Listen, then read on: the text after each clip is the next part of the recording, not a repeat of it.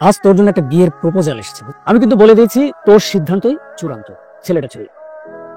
ভাইয়া এই ছেলে বিয়ের প্রপোজাল পাঠিয়েছে? ইম্পসিবল। এই ছেলেকে আমি খুব ভালো করে চিনি ভাইয়া, এক নাম্বার বেয়াদব, বদমেজাজি, মন মানসিকতা একদম খুবই খারাপ হয়। আমি প্রপোজালটা ক্যান্সেল করে দিচ্ছি। মা, ওরা কিছু জানিয়েছে? ওরা প্রপোজালটা রিজেক্ট করে দিয়েছে। প্রেমা রাজি না। কামিজটা কি সুন্দর নাকি না, একটা বুদ্ধি করে আড়ালে লুকিয়ে থাকে, দেখি অন্য কেউ কামিজটা পছন্দ করে কিনা।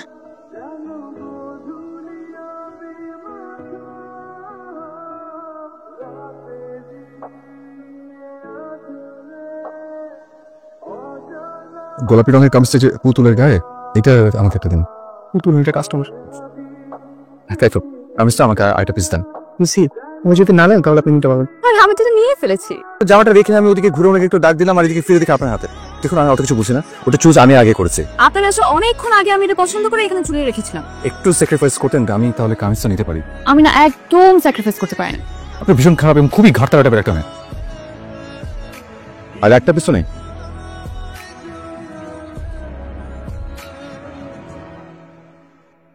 Madam, insufficient balance. টাকা শেষ। ক্যাশে দিচ্ছি।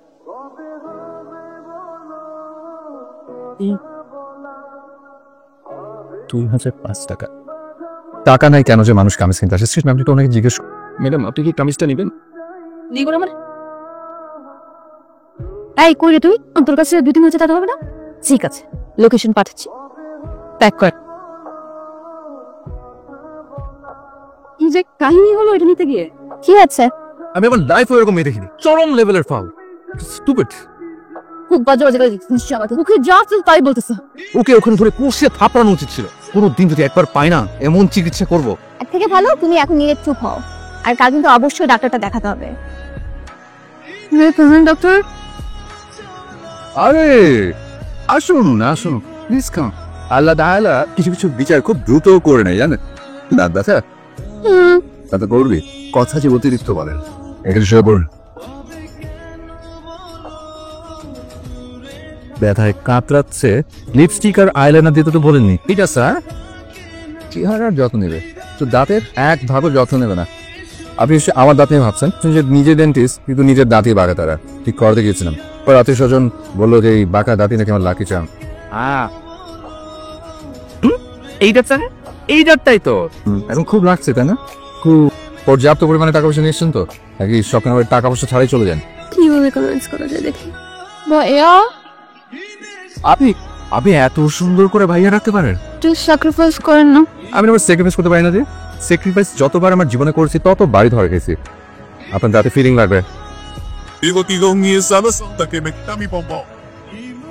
ওই যে কবে জানো না আজকে আমার ডিউটিস দিয়েছো ওটা গতকাল কামিজের রূপ।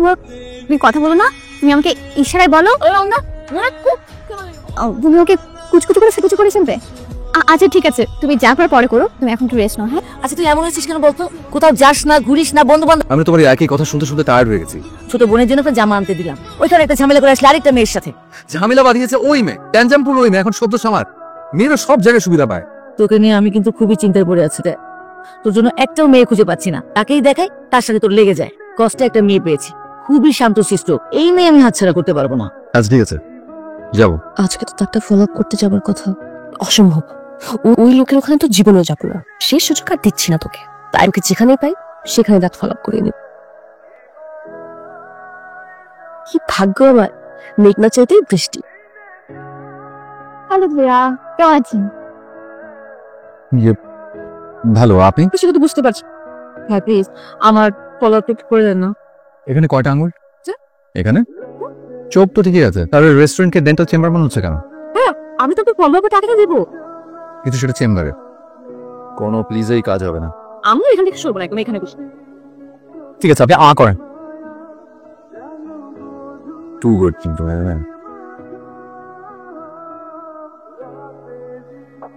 তাই তো, এটা তো আমিও ভাবছি। তাই মানে খবরদার আমাকে ভাই বলে ডাকবে না। এই মেয়েটার সাথে আমার বিয়ে কথা হচ্ছিল। কি বাচ্চাটা যে বেঁচে গেল, আর তার সাথে বিয়ে হলে তুই এটা শীর্ষ করতে পারবো। ওদের একদম ফালতু কথা বলবেন না। প্রেমের পরই আমার নাম রেখেছে প্রেমা, নামটাকে একেবারে ব্যর্থ করে ছাড়খাড় করে ফেলেছেন। মা, তোর সমস্যাটা কোথায়? তুমি এমন ভাবে চি চি চি চি করছো যেন আমি কোনো একটা মেয়েকে পালিয়ে গেছি। এটা করলে তো ভালো হতো, কিন্তু করে বলি একটু বন্ধু বান্ধব বানা, চেম্বার টু বাসা, বাসা টু চেম্বার, তুই ঘোরাঘুরি করতে পারিস না। ভাইজান আমি আর পারতেছি না, আমি অন্য একটা রিক্সা ভাড়া করে আচ্ছা ঠিক আছে, ভাইজানের দেখে মনে হচ্ছে আপনার মন টন খারাপ, ভালো একটা প্রকৃতির জায়গায় ঘুরলে মনটা ভালো। আছে নাকি এরকম জায়গা আশেপাশে? এই তো আছে, সামনে আছে, চলেন।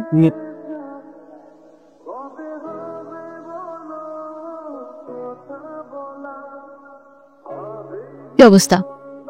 ওর সাথে ফোনে কথা হয়েছিল আপু, কাউন্সিলিং এর ব্যাপারে। বলো কি সমস্যা? যে কোনো কিছু করতে ভালো লাগছে না, লাইফটাকে কিভাবে মানে সারাক্ষণ মন খারাপ থাকে, অনেক অলস লাগে, রোবট মনে হয় নিজেকে, তাই তো?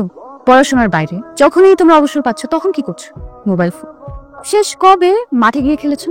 শেষ কবে বাবা মার সাথে একই টেবিলে বসে খেয়েছো? এই প্রশ্নের উত্তর তোমাদের কাছে আছে, সবকিছুর সলিউশন নিজের হাত। কিছু কিছু উক্তি জানো মানুষের জীবনের সাথে খুব মিলে যায়। আমার ক্ষেত্রেও তাই হয়েছে। বাইরে থেকে মানুষকে দেখে ভেতরের আসল মানুষটাকে একদম চেনা যায় না। পৃথিবীর বেশিরভাগ প্রেমগুলো বোধহয় এভাবেই শুরু হয়, যার শেষটা হয় ভালোবাসার চূড়ান্ত রূপ দিয়ে। প্রেমা কিছু কথা যেন আমাকেই বলেছে, নিজেকে বদলে ফেলতে বলেছে।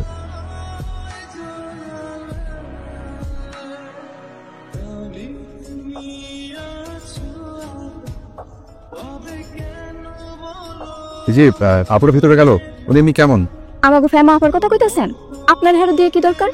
আসলে হয়েছে কি, আমার জীবনের অনেক হতাশা। ওই প্রেমা আপা যদি আমাকে একটু আশা দিতে পারতো। আপারে ডাকমু? না না না, তুমি কি ওনার বাসার ঠিকানা জানো? ও একেবারে মুখস্থ। আপাই কইছে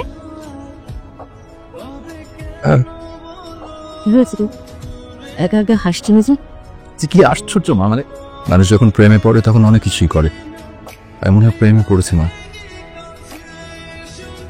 তোমার বোনের বিয়ের প্রপোজাল নিয়ে এসেছি। আমি আপনার ছেলের সিভিটা দেখলাম, সব দিক থেকে আমার বেশ পছন্দ হয়েছে। আজকালকার দিনে ছেলে মেয়ে ওদের পছন্দটাই আসল। এর সাথে কথা বলতে বলে ওর মতামতটা জেনে নিই। সেটাই ভালো হবে, আমাকে জানিয়ে। জি জি, আসসালামু আলাইকুম। কি রে, আজ তোর জন্য একটা বিয়ের প্রপোজাল এসেছে। আমি কিন্তু বলে দিয়েছি তোর সিদ্ধান্তই চূড়ান্ত, ছেলেটা ছিল। ভাইয়া এই ছেলে বিয়ের প্রপোজাল পাঠিয়েছে? ইম্পসিবল। এই ছেলেকে আমি খুব ভালো করে চিনি ভাইয়া, এক নাম্বার বেয়াদব, বদমেজাজি, মন মানসিকতা একদম খুবই খারাপ হয়। আমি প্রপোজালটা ক্যান্সেল করে দিচ্ছি, নে কাজ কর। সাহস তো কম, বিয়ের প্রপোজাল পাঠায়। দেখাও মা, ওরা কিছু জানিয়েছে? ওরা প্রপোজালটা রিজেক্ট করে দিয়েছে, প্রেমা রাজি না। তুমি তুমি মন খারাপ করছো কেন?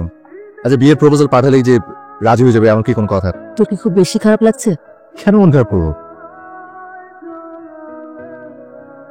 হাই প্রেমা, প্রেমা আপনি আমাকে বারবার কি ধরনের কথা? আপনি বাসার সামনে এসে আচ্ছা জাস্ট আপনার 5টা মিনিট সময় নেব।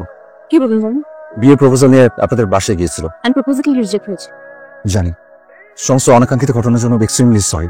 আপনি আরেকটা বার ভাবুন প্লিজ। সে ভালো লাগে না এই জন্য রিজেক্ট করে দিয়েছে, এর বেশি তো কিছু না। আমি তোমার মনের বিরুদ্ধে গিয়ে কিছু করতে পারবো না নাকি? কিন্তু এখানে আরেকবার ভাবার কিছুই নেই। আমি আসছি, ভালো থাকুন।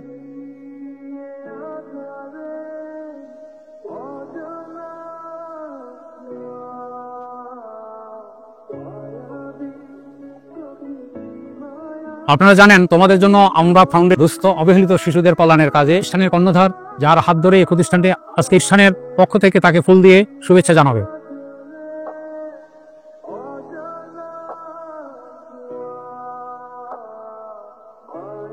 প্রথমে একটু পেছনের গল্প বলি। আমার মাথায় এই পরোপকারী পোকাটা এসেছিল আমার বাবার কাছ থেকে। আমি চিকিৎসক হয়েছি, তবে বাবার মতো চিকিৎসক না। আমি সামর্থ্যবানদের কাছ থেকে ভিজিট নেই, টাকা নেই, কখন দুস্থ মানুষদেরকে বিনা টাকায় চিকিৎসা দেওয়ার চেষ্টা করি। আমার এই উদ্যোগ, আমার এই প্রচেষ্টা কখনোই সফল হতো না যদি না প্রেমার মতো মানুষরা সামনে গিয়ে না আসতো। তাই আমি তাদের মতো মানুষের কাছে অসম্ভব কৃতজ্ঞ। যেসব বাবা মারা তাদের সন্তানের অসুস্থতায় বিনিদ্রায় রাত পার করে দিয়েছেন, হয়তো তাদের সন্তানেরা এখন তাদের খোঁজ খবরও নেন। এটা যে কত বড় কষ্টে একমাত্র সেই মানুষগুলোই জানেন। সে আপনারা সবাই এভাবে আমাদের পাশে থাকবেন। হ